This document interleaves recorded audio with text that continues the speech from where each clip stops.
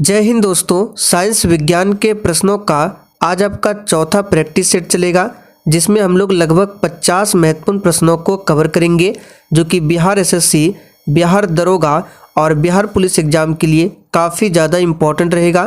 तो आप लोग पूरा टेस्ट को ध्यान से लगाइए और जितने भी प्रश्न आपके सही होंगे सेशन के लास्ट में आपको कमेंट करके अपना अपना स्कोर ज़रूर बताना है।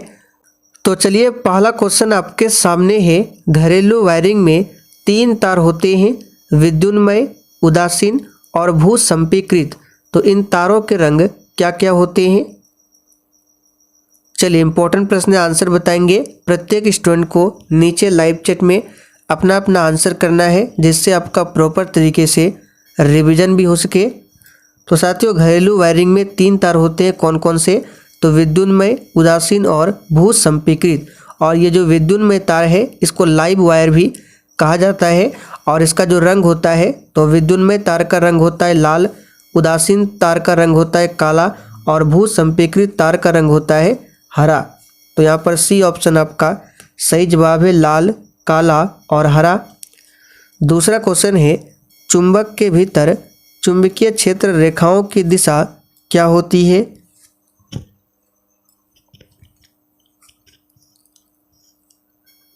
तो साथियों, चुंबक के भीतर चुंबकीय क्षेत्र रेखाओं की दिशा जो होती है ये दक्षिण ध्रुव से उत्तर ध्रुव की ओर होती है। और चुंबकीय क्षेत्र के बाहर पूछे रेखाओं की दिशा क्या होती है, तो याद रखिएगा, चुंबक के बाहर चुंबकीय क्षेत्र रेखाओं की दिशा ये उत्तर ध्रुव से दक्षिण ध्रुव की ओर होती है। तो यहाँ पे अंदर पूछा गया है, तो आंसर आपका बी होगा। चलिए आगे देखिए, जल विद्युत संयंत्र किस ऊर्जा को विद्युत ऊर्जा में रूपांतरित करता है? सभी ऑप्शन को ध्यान से पढ़िए और बिल्कुल आपको सोच समझकर आंसर करना है। और साथियों, आप लोग डेली क्लास को अटेंड कीजिए। क्लास का टाइमिंग है डेली दोपहर 3 बजे से। और अगर आप में से जो बिहार पुलिस की तैयारी करते हैं, आप लोग डेली रात 8 बजे की क्लास को भी ज़रूर देखें। और आज से हो सकता है 8:30 बजे की क्लास भी स्टार्ट हो जाए। तो अगर ये क्लास स्टार्ट होता है तो टेलीग्राम पर बता दिया जाएगा, आप लोग टेलीग्राम को ज्वाइन कर लीजिए।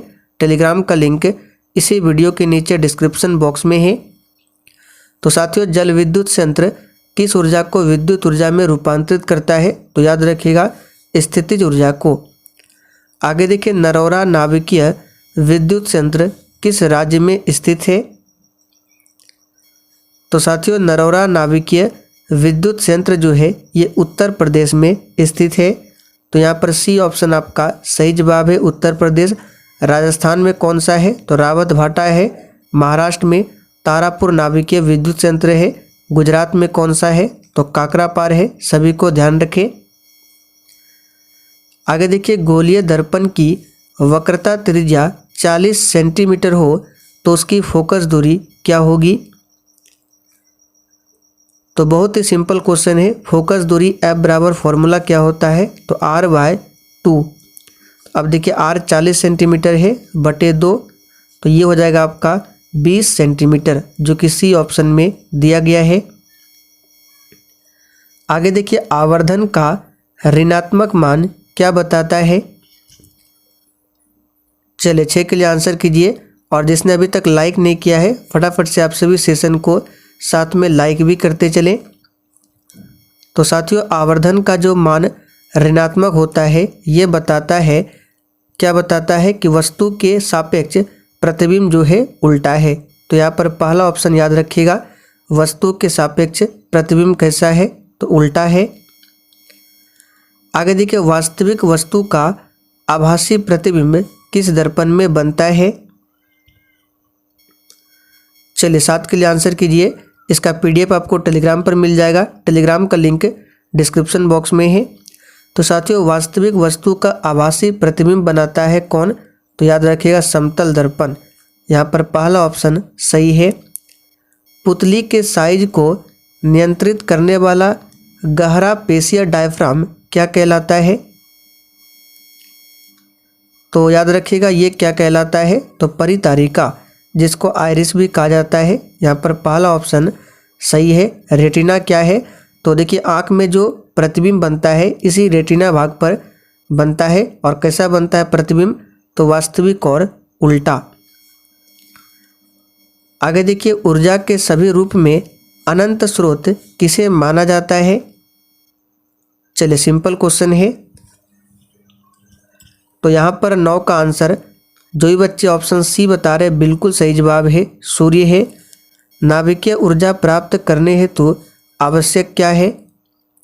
और देखिए हमारा सन जो है, याद रखिएगा, ये मुख्य रूप से 2 गैसों से मिलकर बना है। एक हो गया आपका हाइड्रोजन, दूसरा हीलियम। और सूर्य जो है नाभिकीय संलयन पर काम करता है। तो 10 का आंसर जो भी बच्चे ऑप्शन सी बता रहे बिल्कुल सही जवाब है, यूरेनियम। आगे देखिए, पवन चक्की से उपयोगी ऊर्जा प्राप्त करने के लिए पवन की न्यूनतम वेग होनी चाहिए। तो पवन चक्की से उपयोगी ऊर्जा प्राप्त करने के लिए पवन की जो न्यूनतम वेग है ये 15 किलोमीटर प्रति घंटा होने चाहिए, इससे कम नहीं होना चाहिए। तो यहाँ पर बी ऑप्शन याद रखिएगा। आगे देखिए, धातुओं में धारावाहक क्या होते हैं? तो सिंपल क्वेश्चन है, धातुओं में धारावाहक होते हैं मुक्त इलेक्ट्रॉन। यहाँ पर बी ऑप्शन याद रखिएगा, मुक्त इलेक्ट्रॉन। कौन रंग है जिसको खतरे के सिग्नल में उपयोग किया जाता है? देखिए ये प्रश्न बहुत ही सिंपल है, लेकिन यकीन मानिए एग्जाम में पूछा जाता है, बिहार दरोगा के एग्जाम में भी पूछा गया है। तो याद रखिएगा, सिंपल क्वेश्चन है, लाल होता है। और लाल कलर का तरंगदैर्घ्य क्या होता है? सबसे अधिक होता है, जिसके कारण इसका प्रकीर्णन सबसे कम होता है। किस वर्ण का तरंगदैर्घ्य सबसे अधिक है? तो हो जाएगा आपका लाल। और सबसे कम तरंगदैर्घ्य पूछे तो हो जाएगा बैगनी। याद रखिएगा, किसका? बैगनी, नीला नहीं होगा, बैगनी का होता है। टिंडल प्रभाव प्रकाश की कौन सी परिघटना है? तो साथियों, टिंडल प्रभाव जो है ये प्रकाश की कौन सी परिघटना है? तो याद रखिएगा, प्रकाश का प्रकीर्णन है। निम्न में से किस हाइड्रोकार्बन के 3 आबंध होते हैं? तो यहाँ पर 16वें प्रश्न का आंसर क्या हो जाएगा? तो याद रखिएगा, 3 आबंध किस में हो जाएगा? तो ये हो जाएगा C3H4 में। सी ऑप्शन याद रखिएगा। हाइड्रोकार्बन इनमें से कौन है? तो ये हो जाएगा C6H12O6। ये ग्लूकोज का फॉर्मूला है और ये क्या है? तो हाइड्रोकार्बन है। आगे देखिए, निम्न में कौन सा असंतृप्त हाइड्रोकार्बन है? तो देखिए, जिसमें द्वि आबंध या फिर त्रि आबंध होते हैं वह होता है असंतृप्त हाइड्रोकार्बन। तो यहाँ पे देखिए C2H4 में क्या हो जाएगा यहाँ पे? तो ये हो जाएगा आपका असंतृप्त हाइड्रोकार्बन। किसी चालक का प्रतिरोध किस पर निर्भर करता है? और साथियों, सेशन के लास्ट में बिल्कुल आपको ईमानदारी पूर्वक कमेंट करके अपना अपना स्कोर बताना है। तो देखिए, किसी चालक का प्रतिरोध जो है यह निर्भर करता है, याद रखिएगा, चालक की लंबाई पर, चालक के अनुप्रस्थ काट के क्षेत्रफल पर, चालक की प्रकृति पर। तो आप लोगों ने पढ़ा होगा, यहाँ पर डी ऑप्शन सही है। आमीटर को विद्युत परिपथ में कैसे जोड़ा जाता है? तो सिंपल क्वेश्चन है, आमीटर को विद्युत परिपथ में श्रेणी क्रम में जोड़ा जाता है। और साथियों, एक आदर्श आमीटर का प्रतिरोध पूछे कितना होता है? तो याद रखिएगा 0। एक आदर्श आमीटर का प्रतिरोध 0 होता है। वही वोल्ट मीटर की बात करें तो वोल्ट मीटर को विद्युत परिपथ में समांतर क्रम में जोड़ा जाता है। और एक आदर्श वोल्ट मीटर का प्रतिरोध पूछे तो ये अनंत होता है। प्रकाश तरंगे होती है? तो सिंपल क्वेश्चन है, प्रकाश तरंगे जो है विद्युत चुंबकीय तरंगे होती है। और प्रकाश की चाल हवा या निर्वात में पूछे तो 3 × 10⁸ मीटर प्रति सेकंड, याद रखिएगा। और प्रकाश जो है अनुप्रस्थ तरंग का उदाहरण है। निम्नलिखित में से कौन सा बुझा हुआ चूना है? और साथियों, सेशन के साथ में हम आपको जितने भी एक्स्ट्रा फैक्ट को बताते हैं आप लोगों को ध्यानपूर्वक केवल सुनना है, जिससे आपका डेली प्रॉपर तरीके से रिवीजन होगा। तो बुझा हुआ चूना कौन सा है? तो कैल्शियम हाइड्रोक्साइड CaOH2 यहाँ पर बी ऑप्शन में दिया गया है। और CaCO3 क्या है? तो कैल्शियम कार्बोनेट। ये संगमरमर का फॉर्मूला है, चूना पत्थर भी कहा जाता है। चीनी का रासायनिक सूत्र क्या है? तो सिंपल क्वेश्चन है, चीनी का रासायनिक सूत्र क्या है? तो C12H22O11। और ग्लूकोज का क्या होता है? तो C6H12O6। ये ग्लूकोज का है और ये चीनी का है। विद्युत फ्यूज काम करता है। तो साथियों, विद्युत फ्यूज जो होता है ये काम करता है किस पर? तो धारा के ऊष्मीय प्रभाव पर। यहाँ पर याद रखिएगा, पहला ऑप्शन आपका सही जवाब है। विद्युत फ्यूज जो होता है ये धारा के ऊष्मीय प्रभाव पर काम करता है। और फ्यूज जो बना होता है किसके मिश्रण से बनता है? तो सीसा और टीन के मिश्रण से फ्यूज बनता है। चलिए आगे देखिए, यदि किसी नरम लोहे को धारावाही कुंडली के गर्भ में रख दिया जाए तो क्या बनता है? तो सिंपल क्वेश्चन है, यदि किसी नरम लोहे को धारावाही कुंडली के अंदर रख दिया जाए तो ये बनता है क्या? तो याद रखिएगा, विद्युत चुंबक। आगे देखिए, विद्युत वलय का उपयोग किस उपकरण में किया जाता है? चलिए आंसर कीजिए फटाफट से। तो साथियों, विद्युत वलय का जो उपयोग किया जाता है किसमें? तो याद रखिएगा, ये किया जाता है विद्युत मोटर में। यहाँ पर पहला ऑप्शन सही है। विद्युत मोटर क्या करता है? तो याद रखिएगा, ये विद्युत मोटर विद्युत ऊर्जा को यांत्रिक ऊर्जा में बदलता है। और विद्युत जनित्र यानी जनरेटर क्या करता है? यांत्रिक ऊर्जा को विद्युत ऊर्जा में बदलता है। विद्युत ऊर्जा का व्यापारिक मात्रक क्या है? तो सिंपल क्वेश्चन है, विद्युत ऊर्जा का व्यापारिक मात्रक किलोवाट घंटा होता है। यहाँ पे सिर्फ वाट घंटा दिया गया, ये नहीं होगा, किलोवाट घंटा। और इसको यूनिट भी बोला जाता है। तो देखिए सी ऑप्शन में है यूनिट। वाट ये शक्ति का ऐसा ही मात्रक है। अतिभारण के समय विद्युत परिपथ में विद्युत धारा का मान क्या होता है? तो साथियों, अतिभारण के समय विद्युत परिपथ में विद्युत धारा का मान क्या होता है? तो ये बहुत अधिक बढ़ जाता है। सौर कुकर के लिए कौन सा दर्पण सर्वाधिक उपयुक्त होता है? तो ये सिंपल क्वेश्चन है, सौर कुकर के लिए अवतल दर्पण का इस्तेमाल किया जाता है। यहाँ पर सी ऑप्शन सही है। 1 माइक्रो एम्पियर में कितना एम्पियर होता है? तो इसको डायरेक्ट याद कर लीजिए, 10⁻⁻6 एम्पियर। पानी से भरी बाल्टी की गहराई कम मालूम पड़ने का कारण क्या है? तो 31 का आंसर क्या हो जाएगा? सिंपल क्वेश्चन है, ये होता है प्रकाश के अपवर्तन के कारण। यहाँ पे अपवर्तित दिया गया है, सी ऑप्शन सही है। कठोर जल को मृदु बनाने के लिए सोडियम के किस यौगिक का उपयोग किया जाता है? तो यहाँ पर इसका सही जवाब है Na2CO3 का इस्तेमाल होता है। कार्बन के 2 अपर रूप के अलावा तीसरा अपर रूप कौन सा है? तो कार्बन के 2 अपर रूप आप सभी जानते हैं, एक हीरा है, दूसरा ग्रेफाइट है। तीसरा क्या हो जाएगा? तो फुलेरिन कार्बन।